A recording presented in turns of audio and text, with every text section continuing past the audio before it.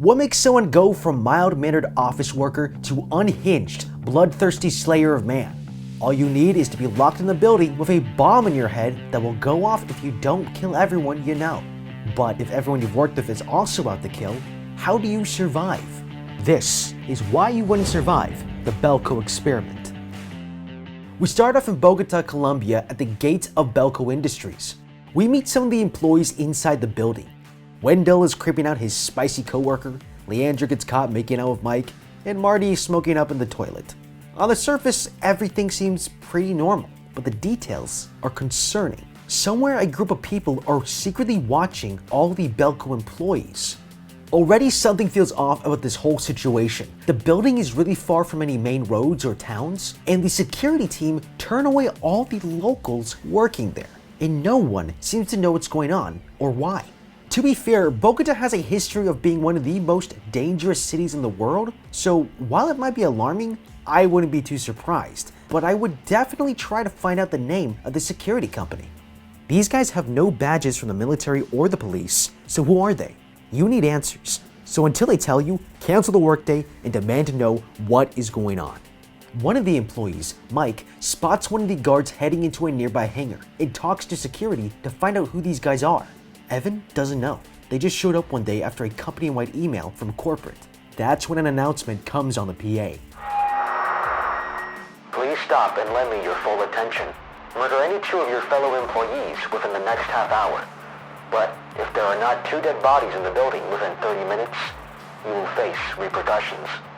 No one knows what's going on and are either laughing or shrugging it off, which I wouldn't do because that's stupid. Whether this is true or false, you should be preparing for both outcomes. Someone has hacked the PA system of a government-funded building, cut the office landlines, and threatened the employees there. No one here is proactively figuring out how to kill two people, and more than likely, you wouldn't be either. It might be natural to figure out who has sent the message and why, but it's not going to help. You are safest in assuming that this is real and get out of the building, but that's not your first instinct, and that's exactly why you wouldn't survive this. Suddenly, the building gets locked down from the outside by these thick metal sheets, boarding up the windows and blocking the entryway in the lobby, jamming any signals from getting out, Wi-Fi, mobile, or otherwise. In a panic, everyone in the building heads to the ground floor to try and get out, but they're locked in. Barry, the COO, gets everyone to calm down, explaining that he thinks the building was hacked. I would always advise stepping up as a leader because there are a lot of perks. Leaders can choose who lives and dies. They also aren't likely to be sacrificed because people see them as valuable to the group, and they can get people to carry out their plans, either for getting help, escaping, or sacrificing someone. Trying to get out, Lonnie and Bud, the two maintenance men, try to burn through the barricade using a blowtorch, but it doesn't work. The metal doesn't even heat up at all. It seems pretty clear that this is more than just a hack, or at least that's what Mike tells Barry. The barricades look like they were meant to keep people inside, and it can't be a coincidence that there are new guards today who go inside the hangar nearby. Some employees decide to go up to the roof where they not only can't get any reception, but run into Marty and Chet, two stoners who are of no help to anyone. One of the tech guys tries to get the attention of the guard down below, who completely ignores them, drinking his tea like a prick. Marty thinks this is just a test and doesn't take it seriously, until someone's head explodes. The workers think it might be a shooting and begin to run, but looking at the wounds closely, their heads exploded from the inside out. Mike suddenly realizes why the locals were turned away, and the reason the workers died. It's due to the tracers that they all got when they began working for Belko, and the locals don't have them. As Vince tells Danny earlier in the film, these are surgically implanted into all new Belko employees for security reasons, but it seems pretty sketchy to me. If any employer wanted me to put a chip in my head like an animal, I'm out of there. Most real-life companies that put RFID chips into their employees put it in their hands. As soon as people's heads start exploding, you have 100% confirmation that this is real, and you must start killing ASAP. Grab a weapon immediately. There are knives and rolling pins in the kitchen, fire extinguishers throughout the building, and wrenches and hammers in the basement. Most people would go for the knife, but knives have a short range and require a higher level of skill as opposed to swinging a hammer or a wrench. Mike runs to the bathroom and desperately cuts his head to take out the chip, but the voice gives him 10 seconds to stop what he's doing. Michael Melch, set down the knife immediately, or we will detonate the explosive.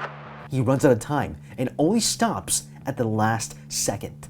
It's a good idea in theory that has a lot of problems in practice. Regardless if you did or did not have help, it's not likely that you would know where to begin cutting. The neck is a vital body part that shouldn't be messed with. There are nerves, tendons, and arteries that if cut can fatally hurt any Joe Schmo trying to play doctor.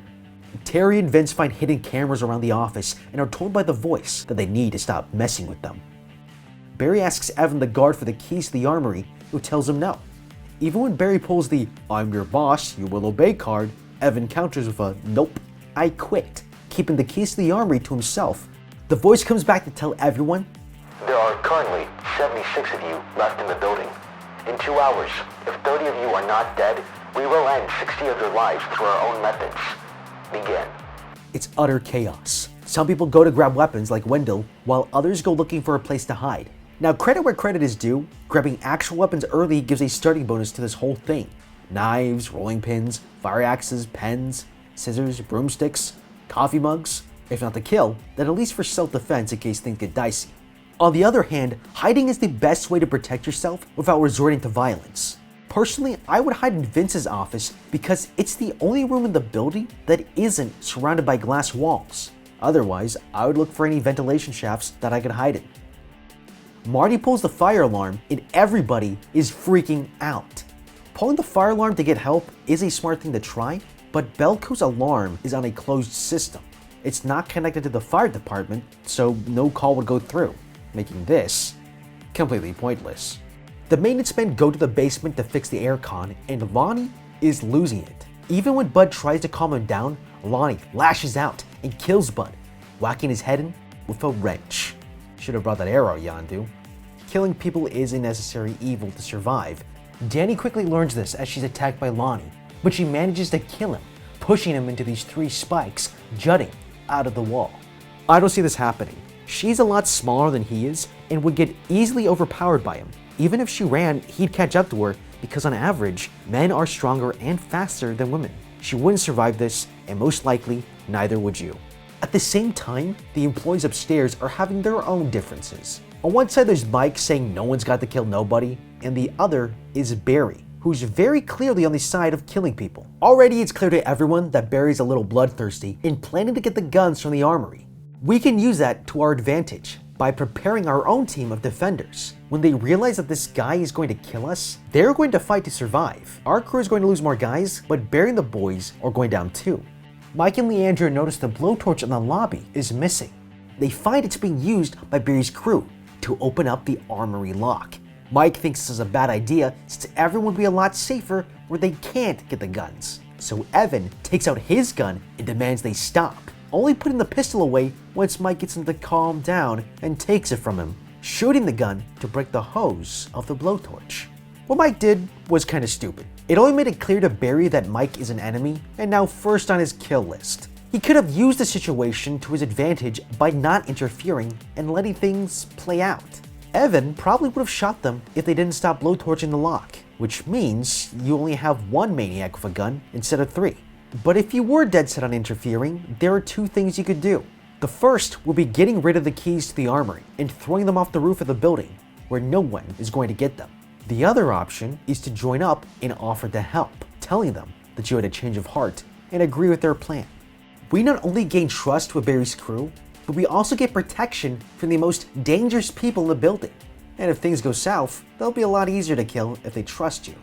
Mike and his co-workers try to hang up banners, but the guards down below start shooting at them. The second time they try to hang up a banner, one of the guys gets shot and the voice announces that they must stop, or else they'll die. That's another failed solution which really wasn't thought out. They hung the message in plain view of the very people that can kill them. If hanging banners was actually a winning strategy, we should hang it from the other side of the building. A better solution is to grab a bunch of stuff and make a bonfire out of it. The guards wouldn't be able to put it out, and it would be clearly seen by anyone from much further away. Once the fire is big enough, it would be impossible to put out, even if the voice asked us to. Barry and his crew ambush them in the stairwell, knocking Mike out, killing Evan and taking Leandra along with the keys to the armory, where inside are enough guns and ammo for all 5 of them. Locked and loaded, they round up all the employees in the building, taking them down to the lobby and start sorting them into groups, sparing those of children and sacrificing those over the age of 60. But Barry realizes that there aren't enough old people to make the 30 kill quota, so he starts adding people randomly, including Leandra and Mike. I would still be working with Barry here because there is no chance we'd be sacrificed. To gain trust, I would go full Machiavelli here and suggest choosing anyone who had a disability, who were bad employees, or the entire human resources department. Don't worry, they had it coming. They line up everyone to execute them, but they don't realize that someone is missing. Hiding in the basement, Danny has a plan. Just as Mike is about to be killed, Danny reaches the breaker box and shuts down all the lights. People immediately begin running out of there. The gunmen spread throughout the building, but then the tables turn. Keith gets killed trying to turn the power back on. Benjamin gets taken down by Mike and this woman, and Leandra removes the blade from the paper cutter and takes off her shoes, putting them at one desk while she hides behind another one. When Terry comes in, he gets distracted by the shoes, giving her enough time to cut his hand. I would have killed Terry because not only did he try to kill me, this has the added benefit of bringing us closer to the 30-person kill count. Now, a word of advice to any ladies out there: take off your heels. Unless you're the lady from Jurassic World, you're not going to be able to run around in these. They are also very loud, and moving quietly is a good advantage to have in this situation. The voice suddenly makes another announcement. You've come up 1 body short. We're sorry to inform you that 31 additional employees will now be eliminated.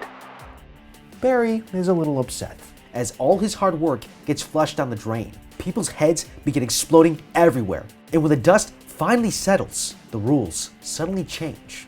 In 1 hour, whoever has killed the most people will be allowed to live. The current tally is as follows. Barry Norris, 11 kills. Wendell Dukes, 7 kills. Vincent Augustino, 1 kill. Daniel Wilkins, 1 kill. Hiding may have gotten us this far, but now it will only get you killed. Now is the time to be hunting people down, shooting or hacking whoever we can find. When killing means surviving, no one can be trusted, so I would refuse to team up with anyone. A strategy Wendell uses to butcher 4 people in a bathroom stall while Barry goes up an elevator. Inside, he begins hearing noises coming from above. He fires through the hatch, but Danny stumbles off and falls into a ledge, leaving behind Roberto, who gets crushed to death by the ceiling. Using an elevator is a gamble in this situation. There's nowhere to hide if someone spots you, and there are only 2 exits. With that said, I would only use it if I was hiding on top of the elevator with a weapon. That way, if someone came in, I could drop attack them like Batman, making it easier to kill someone. Leandra finds Marty and Chet digging into the heads of the people who were shot, taking out the unexploded tracers. They plan on using them to blow a hole through the metal that blocks the lobby entrance. That's actually a pretty clever idea. Leandra, however, has a bad idea, as she uses the PA system to tell Mike to meet her on the 1st floor, letting everyone know where she's going to be. Don't do this. Anyone in the building knows where the PA room is and can figure out where you are, something that is extremely dangerous in a locked down building. What you should do is stay out of sight and quietly kill as many people as you can, like John McClane. Leandra finds Wendell hacking away at someone's face with a cleaver. They get into a shootout, leaving them both without any ammo. Ducking behind a table, she pushes it as he kills the 2 stoners. Leandra barely manages to pin him and hacks away at his face with an axe. There's a lot of ways that this could go wrong for her. She's too light to pin him down, and an axe swing has a long windup, so he should be able to get out from under her and take control of the situation. Mike meets Leandra downstairs where she gives him the bombs just as Vince comes in and flings a whole bunch of Molotov cocktails at them, burning another coworker to death. Molotov cocktails are simple to make and super deadly, but throwing them in an open space isn't very effective. I would have chased them into the stairwell where there's less space to dodge them. Leandra and Mike go up the stairs to get away, but run into Barry, who shoots at them. They double back as Barry kills Vince and then kills Danny. Mike hides inside a locker with Leandra, who dies from bleeding out. As Barry emerges, Mike sprints out of the locker and lunges at Barry, but it's clear that he's outmatched. Brute force won't work here, so Mike needs to fight smart. Barry has more experience, more training, and a gun, so it's best to wait for Barry to get distracted, get into his blind spot, and attack from behind.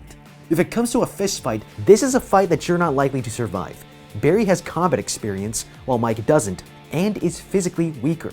Pure luck is the only reason why Mike got out of here alive. Finding a tape dispenser conveniently within reach is incredibly unlikely, which Mike uses to smash his boss's face open.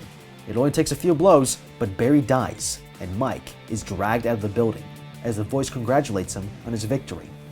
He's taken to this nearby hangar where he finally gets to meet the man behind the voice. This Quasimodo-looking guy tells him that this was all part of an international social experiment. Mike is fed up with this and drops a bomb on the voice. He slipped a few tracers in the pockets of the two guards and the voice himself. Mike bolts for the switchboard and starts flipping switches. Honestly, this is the best and smartest play in the whole movie, but you would definitely not survive. Those trigger-heavy soldiers would riddle you with bullets as soon as you ran over there, leaving you dead on the floor. Walking out of the hangar, Mike is now free. Or is he?